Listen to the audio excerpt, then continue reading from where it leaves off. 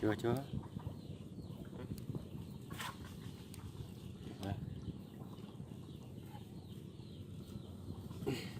Chui xuống lại ha.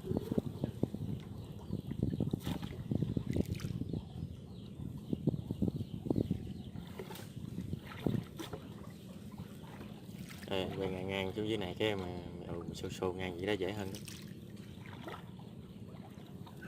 Vậy đó.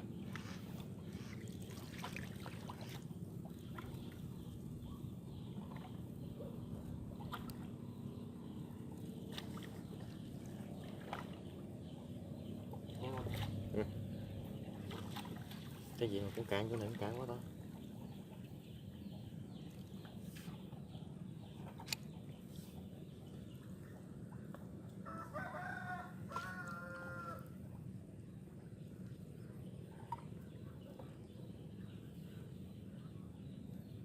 Bỏ biết bao lâu rồi ra thấy còn được quá ha.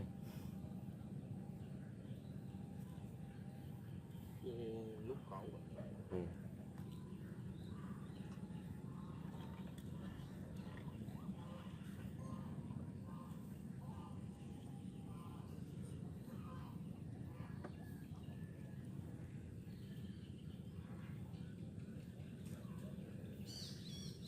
Nước chìm này như không hầm không.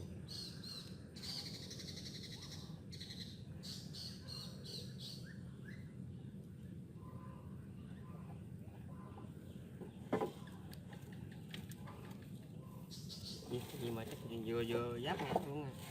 Không tới bờ đó nữa. Này dữ lắm, cách bờ còn có tầm. Không đặt bó bờ khô gan đó quảnh giòn rụng mình. Giá tới giá luôn.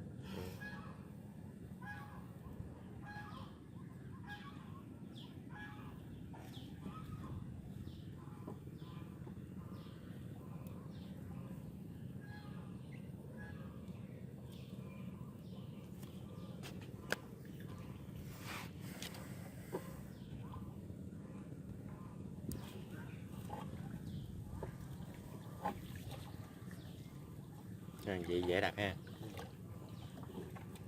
Cái xuồng xui chứ đặt cực lắm.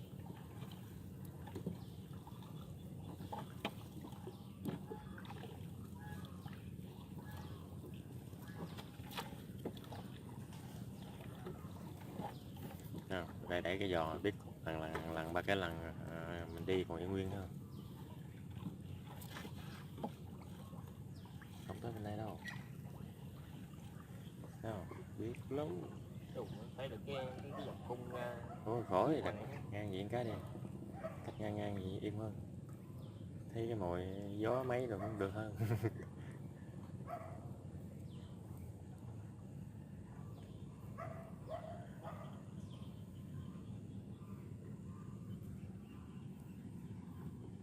Hai cái mà đặt không giáp miếng ruộng nữa.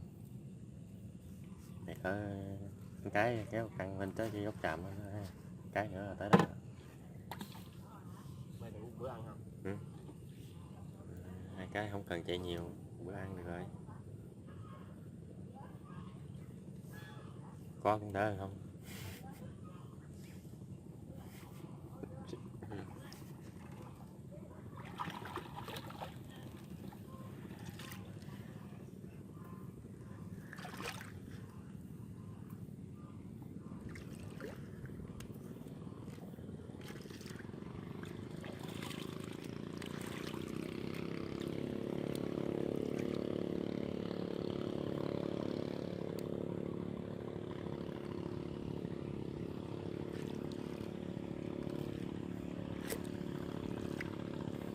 Wow, tối này coi chừng cái đám mưa này đụng nè. Tối mà đây chiều tối mà đây đừng đám mưa là như ý.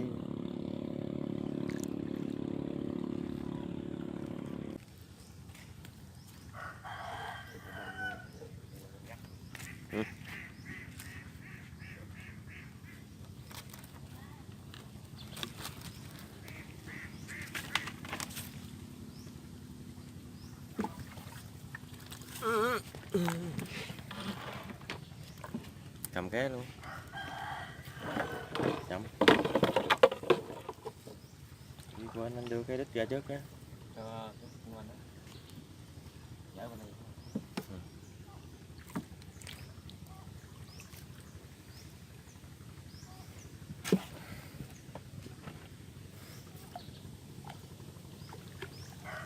Sáng nó việc nữa ít nha. Ừ. Sáng việc nữa ít rồi đó. Nước Bỏ hả? bỏ bỏ. Gì? Vậy đó nó dễ đó. Thẳng rút từ từ cái đi luôn.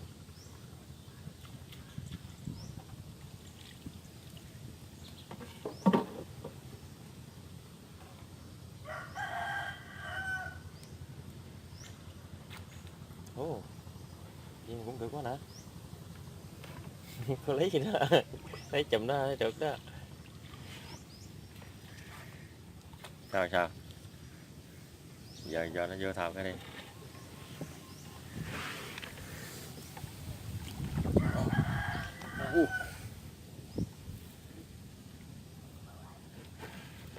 Tạt lại nữa không? Ừ. Vậy có lý à, để đại để kéo ra lại thêm hơn.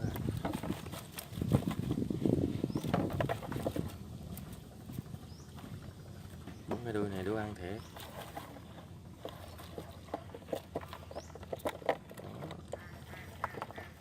Tạt lại luôn ha. Ừ.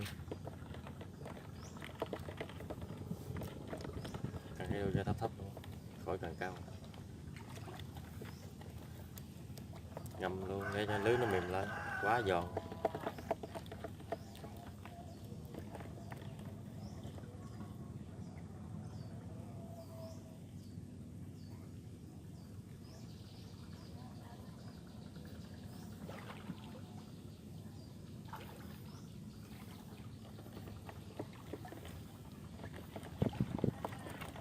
Mấy nè.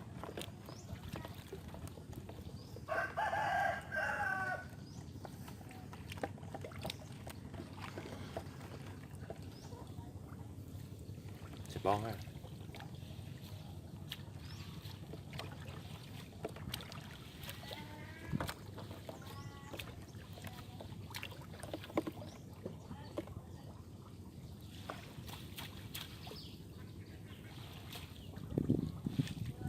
Trời đất, có vụ này nữa.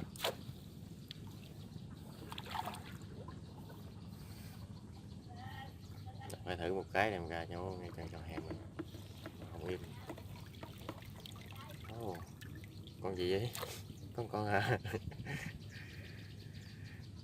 Chị nhổ cái này đi.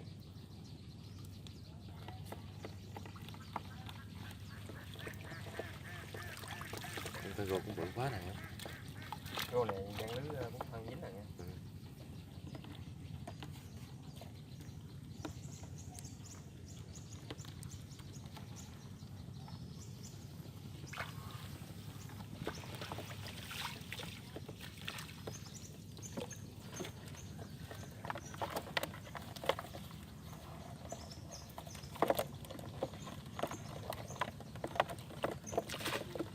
Cá rô giống cá rô đặc xà di cũng luôn. Càng sau chỗ cái đất kéo thẳng ra ngoài.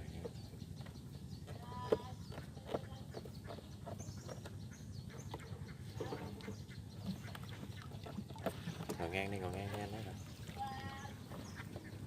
Cái giò chịu chịu dưới nha.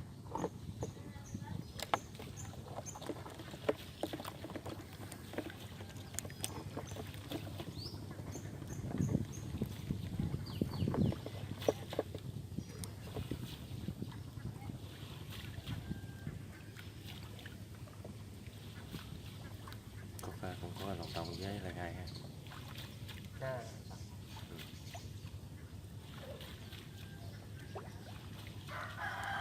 Sáng nào không thấy ai đây con kìa.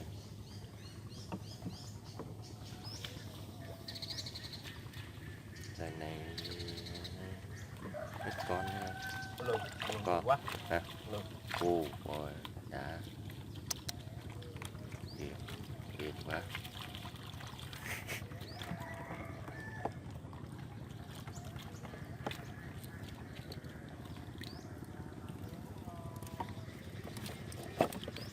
Để trong đuôi luôn đi, vô nhà lấy cái xô mới được.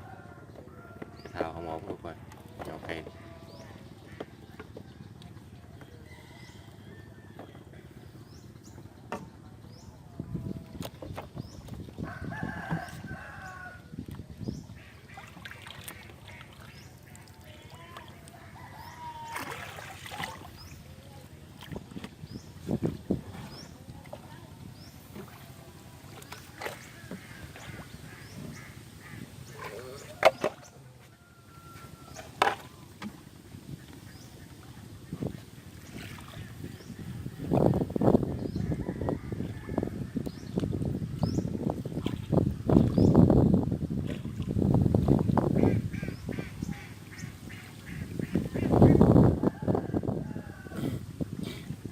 Hôm nay ta đã dễ dớn luôn ha.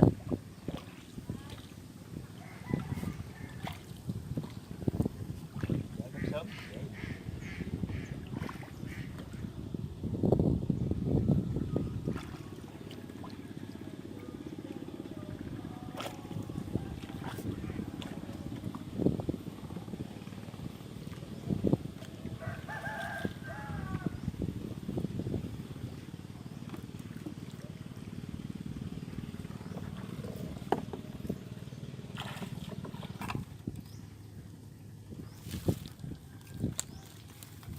Bự quá.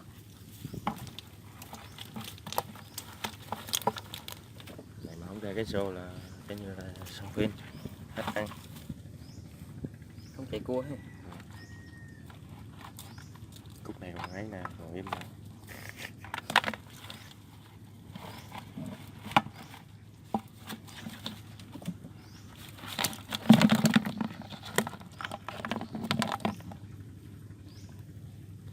Hai cái lú.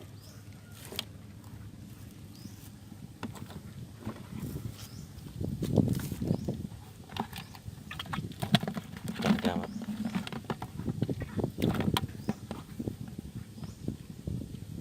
Đây. Thế nãy bắt chị cũng được ha. Ừ. Cho nó không đi được luôn rồi. Rồi em chưa nhổ cây vậy. Nhổ rồi. Ở đây căng thẳng quá ha. Giờ đặt lại.